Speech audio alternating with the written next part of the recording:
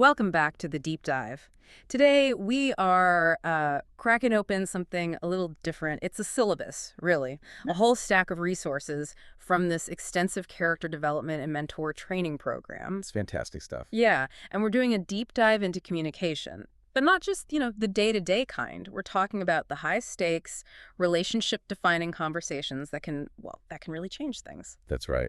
And the sources we're looking at, they're all built around this core idea, this concept called the marketing of you. Okay. And it defines character as, well, not some fixed trait you're born with.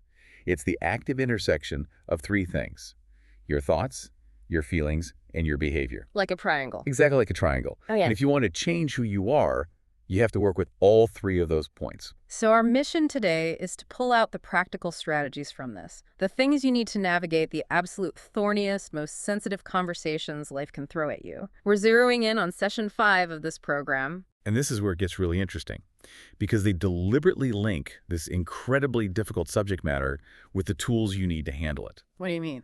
Well, the session tackles sex, drugs, and rock and roll, and links it directly to mastering conversational skills.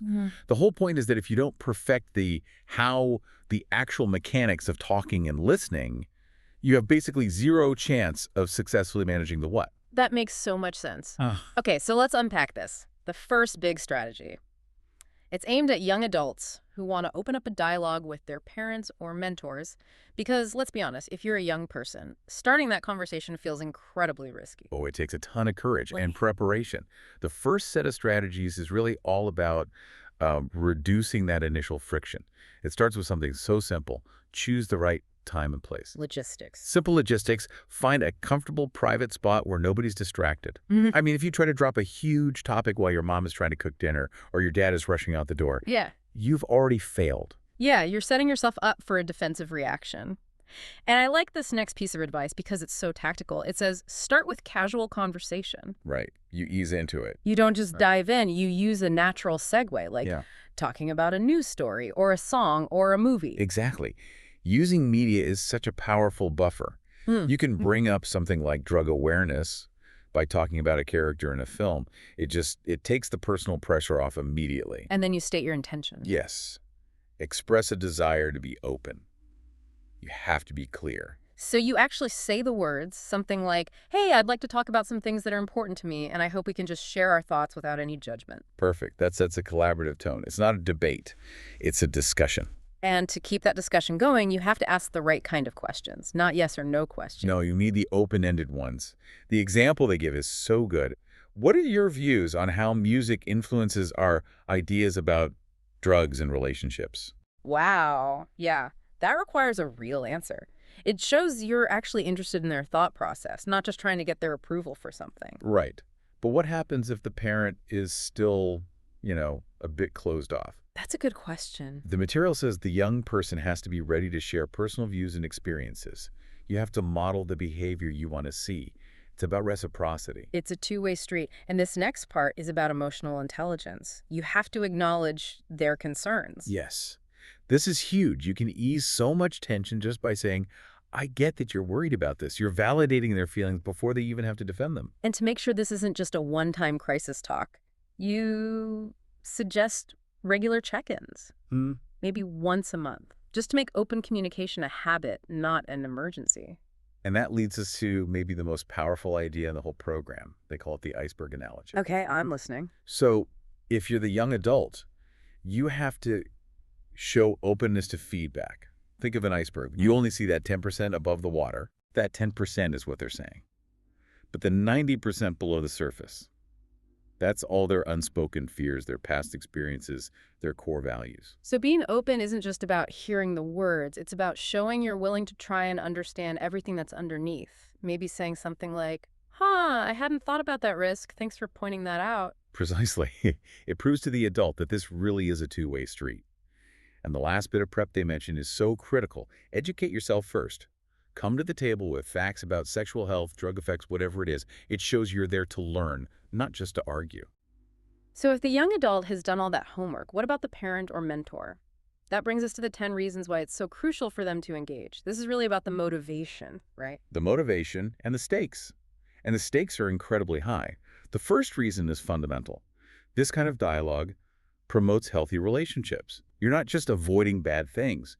You're actively sharing values about respect and consent. And reason two, informed decision-making. This seems obvious, but a lot of parents worry that giving information will encourage bad behavior. And the research says the exact opposite. Accurate information leads to better choices.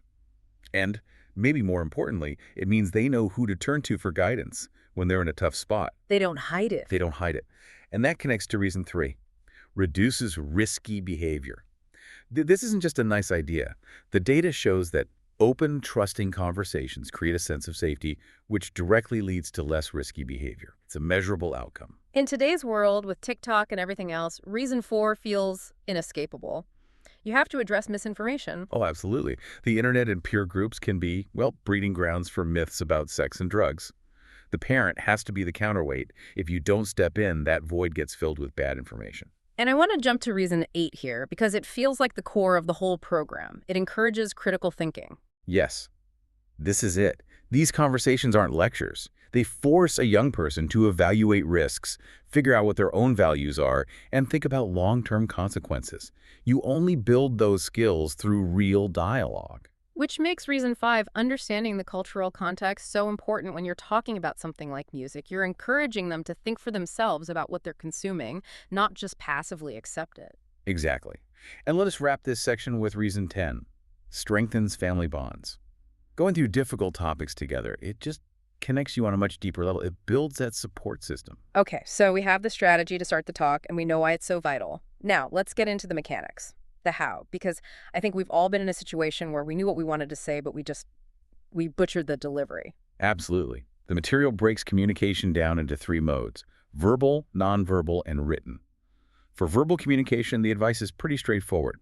Be clear, be concise, drop the jargon. But the most important skill here is something they call action listening. Action listening. Okay, tell me more. That sounds more involved than just hearing. It's a specific tool.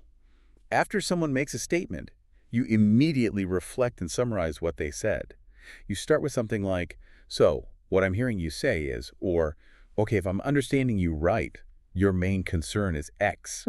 It forces you to actually process what they said, and it makes them feel heard. And your tone of voice while you're doing that has to match. Calm for conflict, warm for good news. Of course, the tone is everything. Yeah. Which brings us to the messages you send without even speaking. Nonverbal communication. Your body is basically shouting. We're talking about open body language and crossed arms, leaning in a little. If you're talking about something sensitive but you're checking your phone, your body's screaming, "I don't actually care." You've completely undermined the safe space you were trying to build. Instantly. Now, they also touch on written commentary, which is really just about using modern tools to be clear and professional in emails or texts. Choosing the right medium for the message. Right. But all of this comes together in a simple 4-step sequence for interpersonal skills. Okay, walk us through that sequence. It's a rhythm. First, you listen actively. Second, you acknowledge what they said. Third, you make a statement of your own. And fourth, you ask a question to hand the conversation back to them. Listen, acknowledge, statement, question. That little loop prevents the whole thing from turning into a monologue on either side. That is a fantastic practical structure. Okay, so how do you practice this? Let's get into the strategies for actually honing these skills. But we go right back to active listening. The key practice here is what's called reflective listening. You're not just repeating their words, you're paraphrasing to make sure you understand the emotion behind them. You're checking the emotional pulse. And the sources say you also need to broaden your own toolkit. You have to actively expand your vocabulary and language skills. Yes, by reading. A richer vocabulary just lets you be more precise and nuanced when you're talking about complex feelings. And you need to put yourself in high-pressure situations. You do. You have to engage in public speaking opportunities, join a course, a debate team, volunteer for a leadership role. You build confidence by practicing when the stakes are a little higher. Then there are the softer skills, like mindfulness and emotional intelligence. The material says you have to, and I love this phrase, live in the moment. Be present in the conversation. And if you want to see what excellence looks like, they suggest you study public speakers. Watch great TED Talks, or those graduation speeches that go viral, like Admiral McRaven's Make Your Bed speech. Or Brené Brown's Daring Greatly. Exactly. You see how skilled speakers connect all these mechanics to a powerful emotional core. Which is a perfect segue to the next part of the toolkit. These are specific questions designed not just to get information, but to make people feel seen and valued. Yeah, these are surgical tools. The first category is personal experience and feelings. You ask things like, can you share an experience that really shaped who you are today? You go deep. Then you move to their internal compass. Values and beliefs. What values do you hold most dear? This is so important for those sensitive topics because you're trying to understand their ethical framework. Then there's relationships and connections. Who's been the most influential person in your life? Or what do you value most in a friendship? You learn about their support system. For looking forward, you've got aspirations and goals. What do you hope to achieve in the next few years? Or, I like this one, if you could change one thing in your life right now, what would it be? It keeps the conversation moving forward. And the reflection and growth questions are amazing for mentorship. What's something you've learned about yourself recently? You're framing challenges as learning opportunities. Of course, it can't all be serious. There's a section on fun and lighthearted questions to balance things out. Favorite way to spend a weekend, or who are your 3 fantasy dinner guests? And finally, you wrap it up with conclusion and engagement questions. These offer real support. Things like, what's something you wish more people understood about you? And maybe the most powerful one a mentor can ask, how can I better support you in your goals? Wow, that is a comprehensive toolkit. It really elevates a conversation. So now that we have all the pieces, what are the final essential tips for execution? The 4 big principles. Okay, these are the actions that really determine success. First, listen actively. And that means paying full attention, showing empathy, making eye contact, nodding, all those nonverbal cues that say, I'm with you. Second, follow-up. This is so important. Don't just read from a list of questions. Ask follow-up questions based on their answers. It shows you're actually listening, not just interviewing. Third, share your own thoughts. The conversation has to be a two-way street. Share a relevant personal experience. It creates a sense of mutual vulnerability and partnership. And fourth, the one that makes all of this possible, especially with topics like sex, drugs, and rock and roll. Be non-judgmental. This is the absolute prerequisite for safety. You have to be open-minded. You have to be respectful. The second they sense judgment, the conversation is over. So we've gone from the big strategy for starting tough conversations all the way down to the mechanics of the 4-step sequence and the specific questions to ask. Oh, we have.